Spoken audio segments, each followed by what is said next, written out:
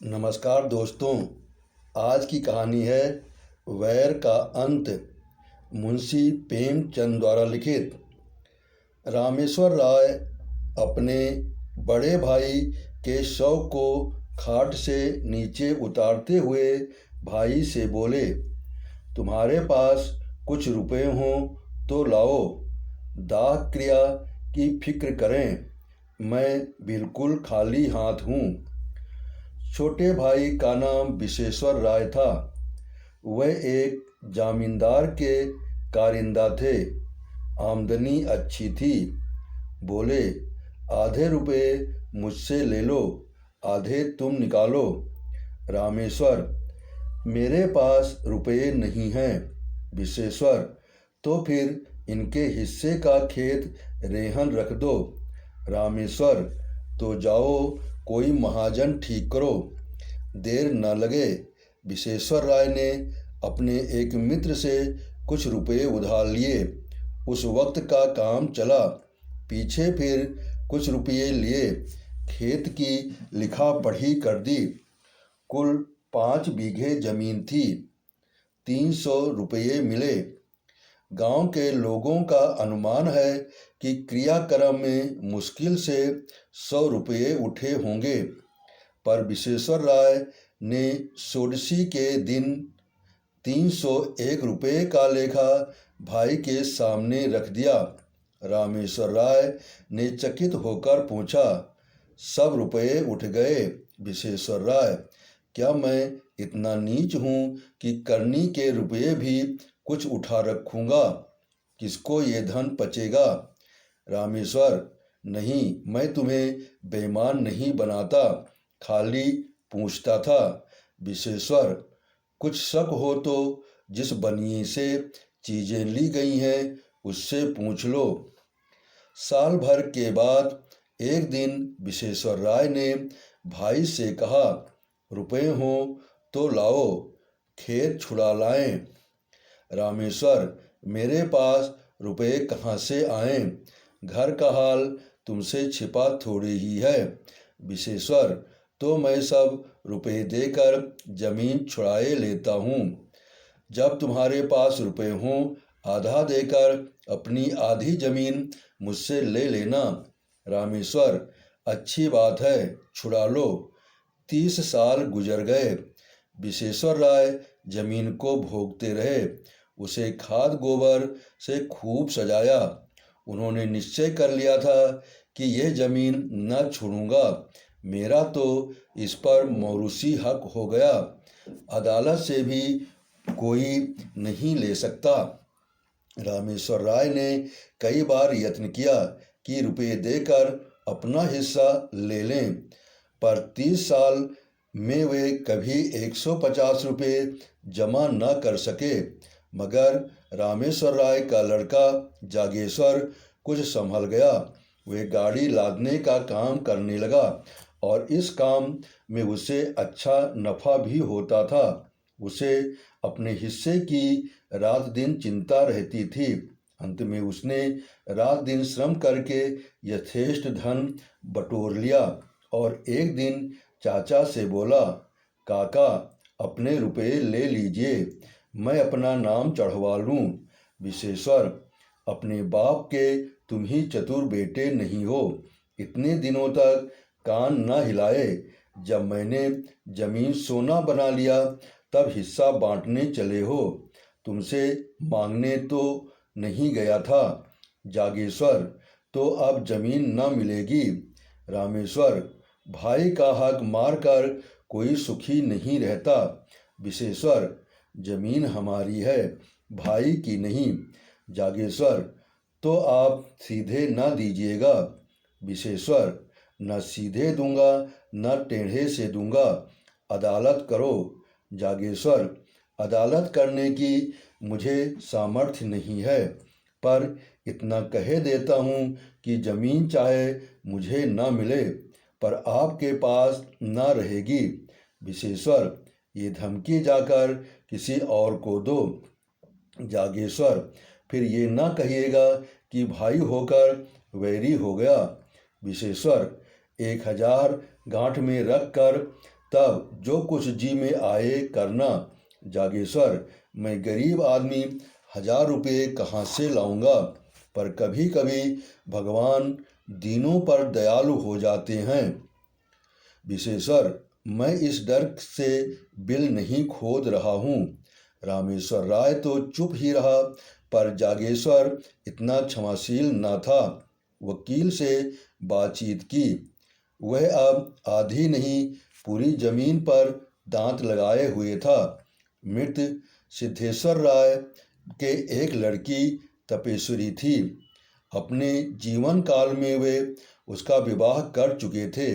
उसे कुछ मालूम ही न था कि बाप ने क्या छोड़ा और किसने लिया। क्रियाक्रम अच्छी तरह हो गया। वह इसी में खुश थी। सोडसी में आई थी, फिर ससुराल चली गई। 30 वर्ष हो गए, न किसी ने बुलाया न वो मैके आई। ससुराल की दशा भी अच्छी न थी। पति का देहांत हो चुका था। लड़के भी अल्प वेतन पर नौकर थे। जागेश्वर ने अपनी फूफी को उभारना शुरू किया। वो उसी की को मुद्दई बनाना चाहता था।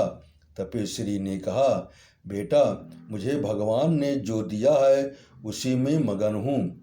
मुझे जगह जमीन न चाहिए। मेरे पास अदालत करने को धन नहीं है। जागेश्वर, रुपए मैं लगाऊंगा, तुम खाली दावा कर दो। तपेश्वरी, भैया तुम्हें खड़ा कर किसी काम न रखेंगे। जागेश्वर, ये नहीं देखा जाता कि वे जायदाद लेकर मजे उड़ावें और हम मुंह ताकें। मैं अदालत का खर्च दे दूंगा। इस जमीन के पीछे बिक जाऊंगा, पर उनका गला न छोड़ूंगा। तपेश्वरी, अगर जमीन मिल भी गई तो तुम अपने रुपयों के एवज में ले लोगे। मेरे हाथ क्या लगेगा? मैं भाई से क्यों बुरी बनूं? जागेश्वर, जमीन आप ले लीजिएगा। मैं केवल चाचा साहब का घमंड तोड़ना चाहता हूँ। तपेश्वरी, अच्छा, जाओ, मेरी तरफ से दावा कर दो। जागेश्वर ने सोचा, जब चाचा साहब की मुट्ठी से जमीन निकल आएगी तब मैं 10-5 रुपये साल पर इनसे ले लूँगा। इन्हें अभी कौड़ी नहीं मिलती। जो कुछ मिलेगा उसी को बहुत समझेंगी। दूसरे दिन दावा कर दिया। मुंसिफ के इजलास में मुकदमा पेश हुआ। विशेश्वर राय ने सिद्ध किया कि तपेश्वरी सिद्धेश्वर की कन्या ही नहीं, गांव के आदमियों पर विशेश्वर राय का दबाव था। सब लोग उससे रुपये पैसे उधार ले जाते थे। मामले मुकदमे में उनसे सलाह लेते। सबने अदालत में बयान किया कि हम लोगों ने कभी तपेश्वरी को देखा नहीं। सिद्धेश्वर के कोई लड़की ही न थी। जागेश्वर ने बड़े बड़े वकीलों से पैरवी कराई, बहुत धन खर्च किया, लेकिन मुंसिफ ने उसके विरुद्ध फैसला सुनाया। बेचारा हताश हो गया।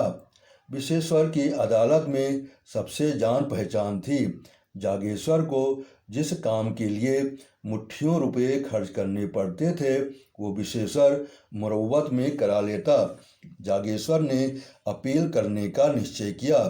रुपये न थे, गाड़ी बैल बेच डाले। अपील हुई, महीनों मुकदमा चला। बेचारा सुबह से शाम तक कचहरी के अमलों और वकीलों की खुशामद किया करता। रुपये भी उठ गए। महाजनों से ऋण लिया। 12 अब की उसकी डिग्री हो गई। 500 का बोझ सिर पर हो गया। पर अब जीत से आंसू पोंछ दिए। विशेश्वर ने हाई कोर्ट में अपील की। जागेश्वर को अब कहीं से रुपये न मिले। बेबस होकर अपने हिस्से की जमीन रेहन रखी। फिर घर बेचने की नौबत आई। यहाँ तक कि स्त्रियों के गहने भी बिक गए।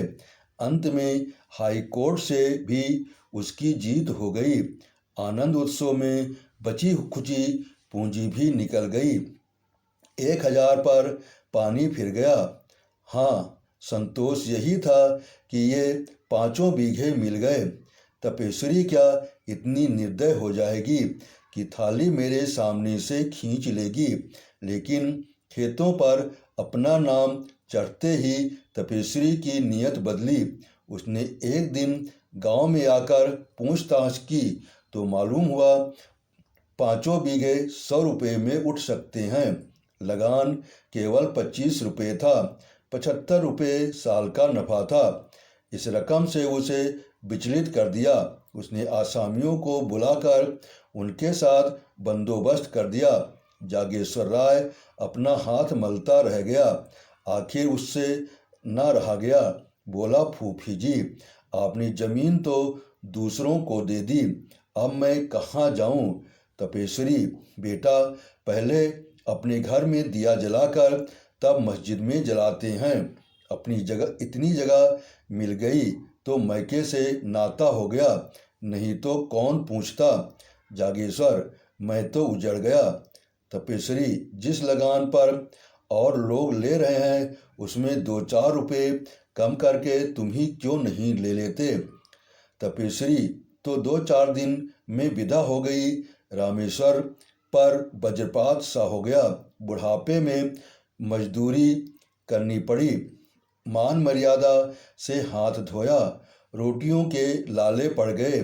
बाप बेटे दोनों प्रातःकाल से संध्या तक मजदूरी करते, तब कहीं आग जलती, दोनों में बहुधा तकरार हो जाती।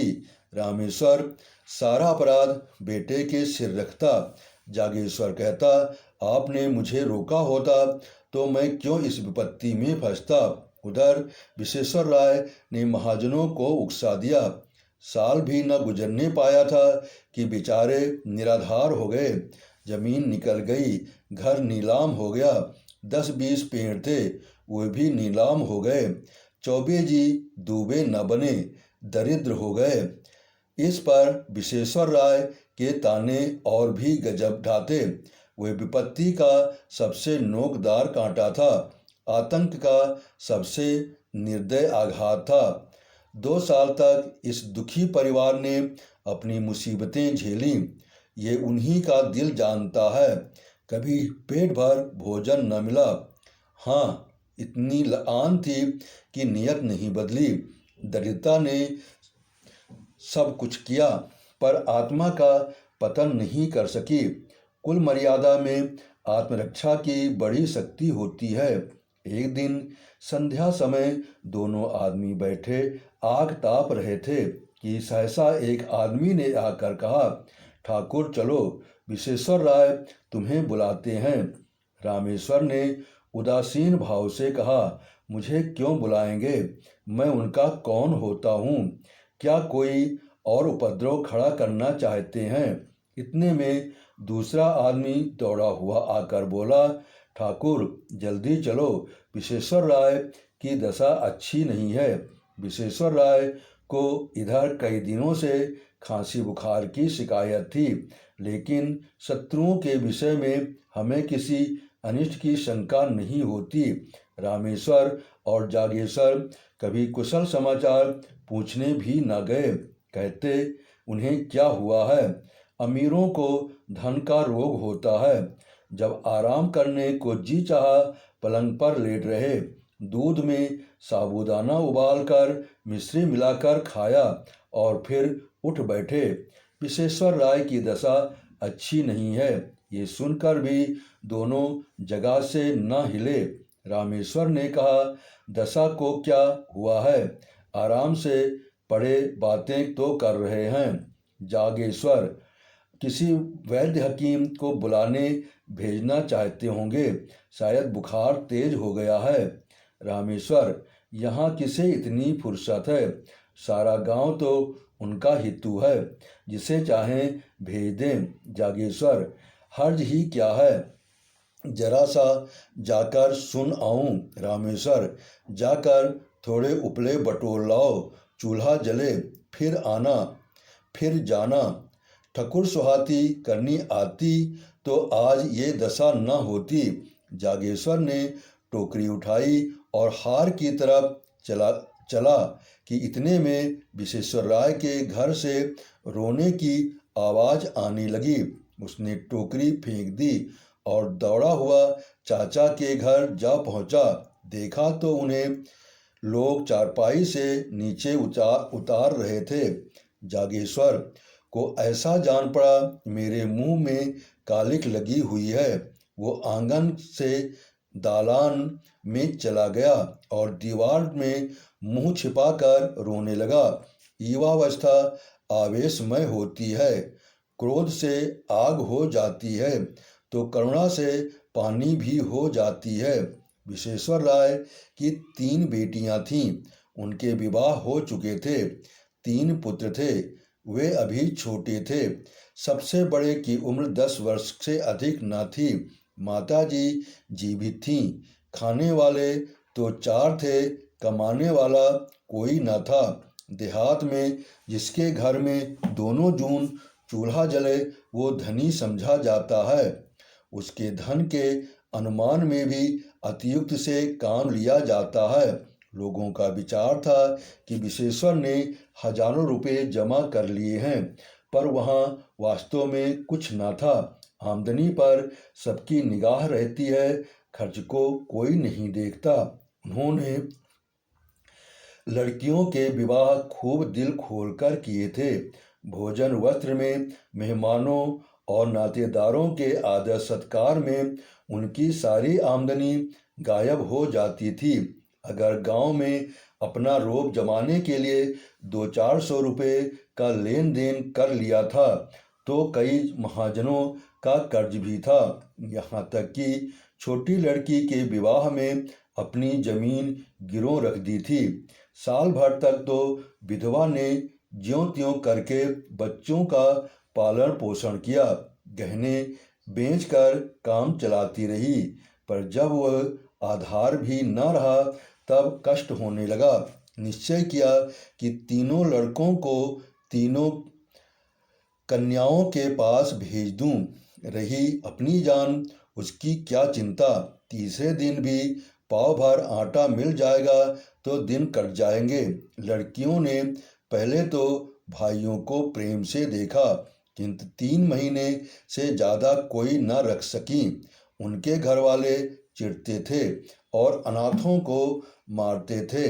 लाचार हो माता ने लड़कों को बुला लिया। छोटे छोटे लड़के दिन दिन भर भूखे रह जाते। किसी को कुछ खाते देखते तो घर में जाकर माँ से मांगते, फिर माँ से मांगना छोड़ दिया। खाने वालों ही के सामने जाकर खड़े हो जाते और क्षुधित नेत्रों से देखते। कोई तो मुट्ठी भर चवेना निकाल कर दे देता, पर प्रायः लोग दुत्कार देते थे। जाड़ों के दिन थे। खेतों में मटर की फलियां लगी हुई थीं। एक दिन तीनों लड़के खेत में घुसकर मटर उखाड़ने लगे।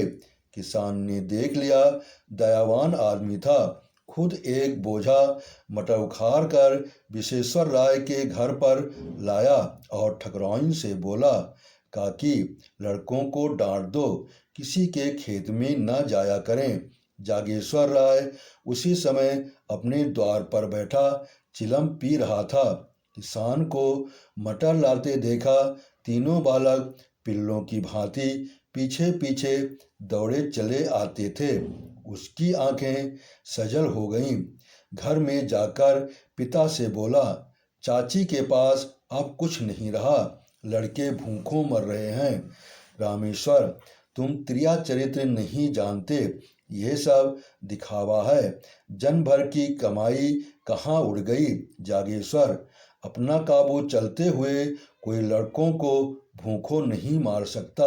रामेश्वर, तुम क्या जानो, बड़ी चतुर औरत है। जागेश्वर, लोग हम ही लोगों को हंसते होंगे। रामेश्वर, हंसी की लाज है तो जाकर छां कर लो, खिलाओ पिलाओ है दम। जागेश्वर, न भर पेट खाएंगे, आधे ही पेट से ही, बदनामी तो न होगी। चाचा से लड़ाई थी, लड़कों ने हमारा क्या बिगाड़ा है। रामेश्वर, वो चुड़ैल जो अभी जीती है ना, जागेश्वर चला आया। उसके मन में कई बार यह बात आई थी कि चाची को कुछ सहायता दिया करूं, पर उनकी जली कटी बातों से डरता था। आज से उसने एक नया ढंग निकाला है। लड़कों को खेलते देखता तो बुला लेता, कुछ खाने को दे देता। मजदूरों को दोपहर की छुट्टी मिलती है। अब वह अवकाश के समय काम करके मजूरी के पैसे कुछ ज़्यादा पा जाता। घर चलते समय खाने की कोई न कोई चीज़ लेता आता और अपने घर वालों की आंख बचाकर उन अनाथों को दे देता। धीरे धीरे लड़के इतने उससे हिल मिल गए कि उसे देखते ही भैया भैया कहकर दौड़ते, दिन भर उसकी राह देखा करते। पहले माता डरती थी कि कहीं मेरे लड़कों को बहलाकर ये महाशय पुरानी अदावत तो नहीं निकालना चाहते हैं। वह लड़कों को जागेश्वर के पास जाने और उससे कुछ लेकर खाने से रोकती, पर लड़के शत्रु और मित्र को बूढ़ों से ज़्यादा पहचानते हैं। लड़के माँ के मना करने पर भी परवाह न करते। यहाँ तक कि शनैः शनैः माता को भी जागेश्वर की साहित्यता पर विश्वास आ गया। एक दिन रामेश्वर ने बेटे से कहा, तुम्हारे पास रुपए बढ़ गए हैं तो 4 पैसे जमा क्यों नहीं करते, लुटाते क्यों हो?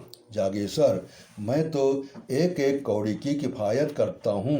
रामेश्वर, जिन्हें अपना समझ रहे हो वे एक दिन तुम्हारे शत्रु होंगे। जागेश्वर, आदमी का धर्म भी तो कोई चीज़ है। पुराने बैर पर एक परिवार की भेंट नहीं कर सकता। मेरा बिगाड़ता ही क्या है? यही ना, रोज घंटे 2 घंटे और मेहनत करनी पड़ती है।